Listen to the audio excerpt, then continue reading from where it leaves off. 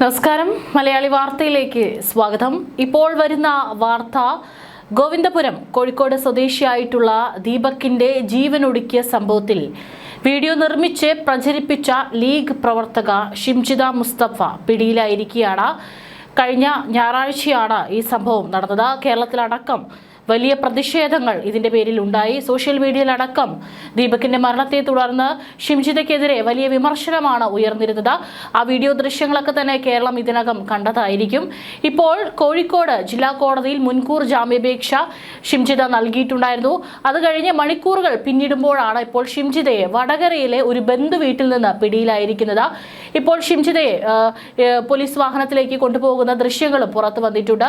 കറുത്ത പർദ്ദ ധരിച്ചുകൊണ്ടാണ്, മുഖത്ത് മാസ്ക് ധരിച്ചിട്ടുണ്ട് ഷിംജിത. എന്നിട്ട് പോലീസ് വാഹനത്തിലേക്ക് നടന്നു പോകുന്ന ദൃശ്യങ്ങൾ കൂടി ഇപ്പോൾ പുറത്തു വന്നിട്ടുണ്ട്.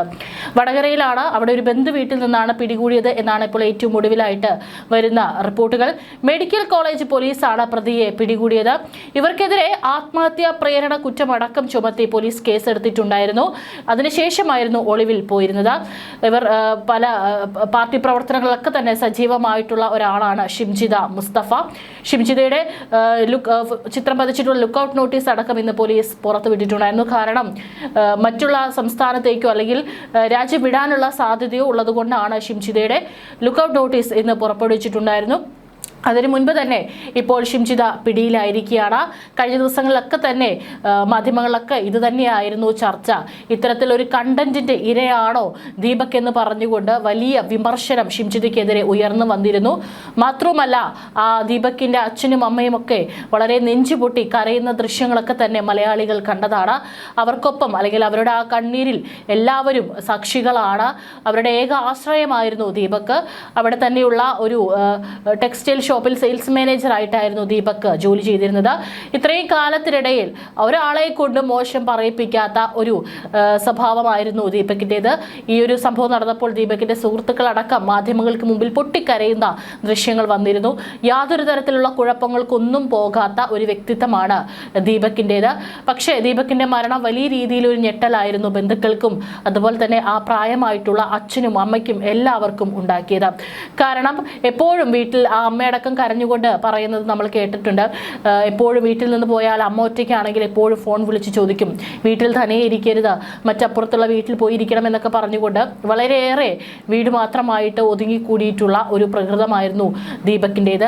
ആ ദീപകിനെയാണ് ഇത്തരത്തിൽ ലൈംഗിക അതിക്രമം ബസ്സിൽ വെച്ച് നടത്തിയെന്ന് പറഞ്ഞുകൊണ്ട് എഡിറ്റ് ചെയ്തിട്ടുള്ള, പല ആംഗിളുകളിൽ നിന്ന് ഷൂട്ട് ചെയ്ത എഡിറ്റ് ചെയ്ത ഒരു വീഡിയോ പോസ്റ്റ് ചെയ്യുകയും ആ മനുഷ്യനെ നാണം കെടുത്തുകയും ചെയ്തത്. അതിൻ്റെ മനോവിഷമം താങ്ങാനാകാതെയായിരുന്നു കഴിഞ്ഞ ഞായറാഴ്ച രാവിലെ ദീപകിനെ വീട്ടിലെ മുറിയിൽ ആത്മഹത്യ ചെയ്ത നിലയിൽ കണ്ടെത്തിയിരിക്കുന്നത്. അതിനുശേഷമാണ് ഷിംജിത ഒളിവിൽ പോയത്. ഷിംജിതയ്ക്കായിട്ടുള്ള തെരച്ചിൽ പോലീസ് സജീവമാക്കിയിട്ടുണ്ടായിരുന്നു. പോകാൻ സാധ്യതയുള്ള ഇടങ്ങളിലെല്ലാം തന്നെ പോലീസ് വല വിരിച്ചിരുന്നു. ഇതിനിടയിൽ ഷിംജിത രാജ്യം വിട്ടു എന്നുള്ള റിപ്പോർട്ടുകൾ വന്നിരുന്നു. ദുബായിലേക്ക് പോയി എന്നൊരു ഘട്ടത്തിൽ പറഞ്ഞിരുന്നു. പിന്നീട് ബാംഗ്ലൂരിലേക്ക് പോയി എന്നൊക്കെ പറഞ്ഞിരുന്നു. പക്ഷേ ഇവിടെ കേരളത്തിലെ വടകരയിൽ ഒരു ബന്ധുവീട്ടിൽ നിന്ന് തന്നെയാണ് ഇപ്പോൾ ഷിംജിതയെ പിടികൂടിയിരിക്കുന്നത്. അതിന്റെ ദൃശ്യങ്ങളും പുറത്തു വന്നിട്ടുണ്ട്. ആത്മഹത്യാ പ്രേരണ കുറ്റം ചുമത്തിയാണ് യുവതിക്കെതിരെ കേസ് രജിസ്റ്റർ ചെയ്തിട്ടുള്ളത്. പോലീസിൽ പരാതി നൽകാതെ യുവതി വീഡിയോ സമൂഹ മാധ്യമങ്ങളിൽ പോസ്റ്റ് ചെയ്ത സാഹചര്യം അത് വലിയ രീതിയിലൊരു വിമർശനങ്ങൾക്ക് ഇടവെച്ചിട്ടുണ്ടായിരുന്നു. ഇത്തരത്തിൽ എന്തെങ്കിലും പരാതി ഉണ്ടെങ്കിൽ അഥവാ ഏതെങ്കിലും തരത്തിൽ ഈ പറയുന്ന വ്യക്തി ഷിംജിതയോട് എന്തെങ്കിലും മോശമായി പെരുമാറിയിട്ടുണ്ടെങ്കിൽ ആ തെളിവുമായിട്ട് പോലീസ് സ്റ്റേഷനിൽ പോയി പരാതി നൽകുകയായിരുന്നു ചെയ്യേണ്ടിയിരുന്നത്. അതിന്റെ ശരിയും തെറ്റും എന്താണെന്ന് മനസ്സിലാകുന്നതിന് മുൻപ് തന്നെ അത് വീഡിയോ ചിത്രീകരിച്ച് സമൂഹ മാധ്യമങ്ങളിൽ പോസ്റ്റ് ചെയ്യുകയും വലിയൊരു കുറിപ്പ്, അതായത് ലൈംഗിക അതിക്രമം നടത്തിയ ഈ പറയുന്ന ദീപക് ഒരു ലൈംഗിക അതിക്രമം തന്നോട് നടത്തി എന്ന് പറഞ്ഞുകൊണ്ട് ആ മനുഷ്യനെ ചിത്രീകരിച്ചുകൊണ്ടുള്ള ഒരു വീഡിയോ ആയിരുന്നു ഷിംജിത പോസ്റ്റ് ചെയ്തിട്ടുണ്ടായിരുന്നത്. ഈ വീഡിയോ ഇപ്പോൾ സമൂഹ മാധ്യമങ്ങളൊക്കെ തന്നെ വൈറലായിട്ടുണ്ടായിരുന്നു. ഇപ്പോൾ യുവതികൾ ഇത്തരത്തിൽ ചെയ്യുന്ന ഈ ഒരു പ്രവൃത്തിക്കെതിരെ വലിയ ട്രോളുകളും വിമർശനങ്ങളും ഉയർന്നു വന്നിരുന്നു. പല ആളുകളും ഇങ്ങനെയാണെങ്കിൽ പുരുഷന്മാർക്ക് ബസ്സിൽ കയറാൻ യാതൊരു തരത്തിലും പറ്റില്ല എന്നൊക്കെ പറഞ്ഞുകൊണ്ട് വിമർശനം ഉയർത്തിയിട്ടുണ്ടായിരുന്നു. രാഹുൽ ഈശ്വറിനെ പോലുള്ള വ്യക്തികളൊക്കെ തന്നെ വളരെ വൈകാരികമായിട്ടും പൊട്ടിത്തെറിച്ചുകൊണ്ടായിരുന്നു മാധ്യമങ്ങളോട് ഇതിനെക്കുറിച്ച് സംസാരിക്കുകയും ചെയ്തിരുന്നത്. ആ കുടുംബത്തിന് നീതി ലഭിക്കുന്നതുവരെ പോരാടുമെന്ന് കൊലപാതകമെന്ന് തന്നെയായിരുന്നു ഒരുപാട് ആളുകൾ പറഞ്ഞ് രംഗത്ത് വന്നിട്ടുള്ളത്. ഇതിപ്പോൾ തിരിച്ചാണ് ചെയ്തതെങ്കിൽ, അതായത് ഒരു പെൺകുട്ടിക്ക് നേരെ ഒരു പുരുഷനാണ് ചെയ്തതെങ്കിൽ അയാളെ എപ്പോൾ പോലീസ് അറസ്റ്റ് ചെയ്തു എന്ന് ചോദിച്ചാൽ മതി. ഇവിടെ തിരിച്ച് ഒരു പുരുഷനാണ് ഇവിടെ നാണം കെട്ടിയിരിക്കുന്നത്, അല്ലെങ്കിൽ ഒരു പുരുഷനെതിരെയാണ് അനാവശ്യമായിട്ട് ഇത്തരത്തിലൊരു ലൈംഗിക അതിക്രമം ഉന്നയിച്ചിരിക്കുന്നത്. ആ സാഹചര്യത്തിൽ അതൊരു പുരുഷനായതുകൊണ്ട് തന്നെ പോലീസ് മെല്ലെ നീങ്ങുകയാണോ എന്നുള്ള ചോദ്യം കൂടി ഉയരുന്നുണ്ടായിരുന്നു. ഏതായാലും ഇപ്പോൾ ഒളിവ് ജീവിതത്തിന് വിരാമം ഇട്ടുകൊണ്ടാണ് ഇപ്പോൾ ഷിംജിതയെ പോലീസ് അറസ്റ്റ് ചെയ്തിരിക്കുന്നത്. വരും മണിക്കൂറുകളിൽ അതിന്റെ കൂടുതൽ വിശദാംശങ്ങൾ പുറത്തു വരും. സ്വകാര്യ വസ്ത്രനിർമ്മാണ സ്ഥാപനത്തിലെ സെയിൽസ് എക്സിക്യൂട്ടീവ് ആയിരുന്നു ദീപക്. അന്ന് ഒരു ജോലി ആവശ്യത്തിനായി അദ്ദേഹം കണ്ണൂർ പയ്യന്നൂരിൽ എത്തിയപ്പോഴായിരുന്നു ഈ സംഭവങ്ങളുടെ എല്ലാം തന്നെ തുടക്കം. ട്രെയിൻ ഇറങ്ങി ബസ് സ്റ്റാൻഡിലേക്കുള്ള യാത്രയിൽ ബസ്സിൽ വെച്ച് ദീപക് തന്റെ ശരീരത്തിൽ ദുരുദ്ദേശത്തോടെ സ്പർശിച്ചുവെന്ന് ആരോപിച്ചായിരുന്നു യുവതി വീഡിയോ ദൃശ്യങ്ങൾ സമൂഹ മാധ്യമങ്ങളിൽ പ്രചരിപ്പിച്ചത്. ഈ ആരോപണം ഉയർന്നതോടെ ദീപക് കടുത്ത മാനസിക സംഘർഷത്തിലായിരുന്നെന്നും ഉന്നയിച്ച ആരോപണങ്ങൾ വസ്തുതാവിരുദ്ധമാണെന്നൊക്കെ തന്നെ ബന്ധുക്കൾ പറയുന്നുണ്ടായിരുന്നു.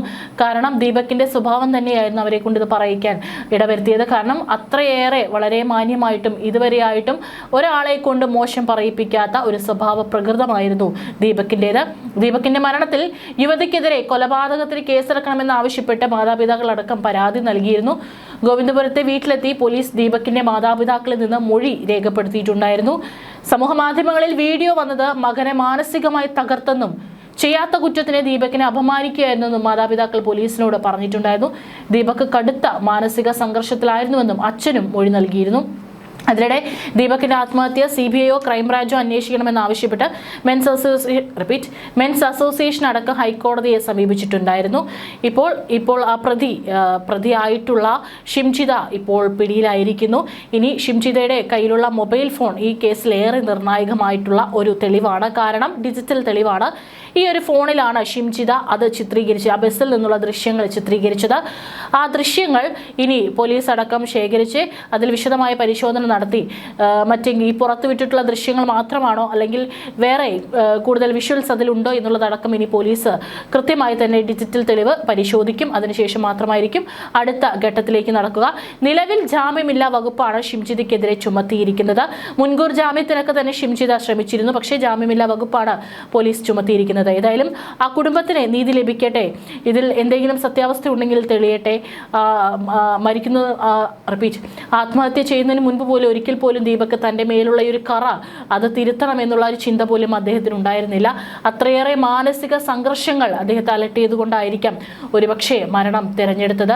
ഏതായാലും ആ അച്ഛനും അമ്മയും കരയുന്നത് നമ്മൾ കണ്ടതാണ്. അവരുടെ സുഹൃത്തുക്കൾ കരയുന്നത് നമ്മൾ കണ്ടതാണ്. പ്രായം ചെന്ന അച്ഛനും അമ്മയ്ക്കുള്ള ഏക ഒരു ആശ്രയമായിരുന്നു ആ മകൻ. ആ മകനെയാണ് ഇപ്പോൾ ഇത്തരത്തിൽ സോഷ്യൽ മീഡിയയിലൂടെ അപമാനിച്ച് കൊലയ്ക്ക് കൊടുത്തത്. ഏതായാലും പ്രതി ഇപ്പോൾ പിടിയിലായിരിക്കും.